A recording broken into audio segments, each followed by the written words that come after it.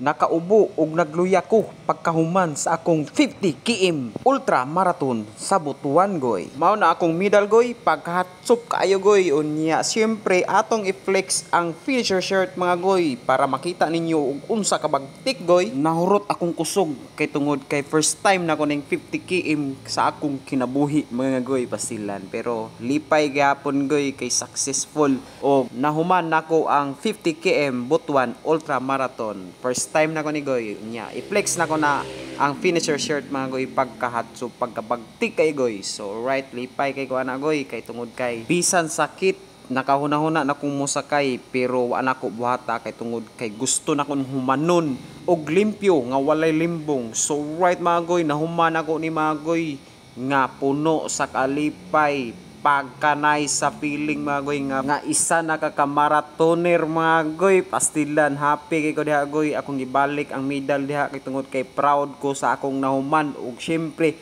sa kalo. Alright mga goy, proud kay ko ana mga goy no. So lami kayo sa feeling pag makaingon ani ka goy naapay trophy na to diha goy pasilan. Bisan kapoy ug sakit pero gihuman ang race nga nagmalipayon. Amping kanunay goy, God bless. Run safe.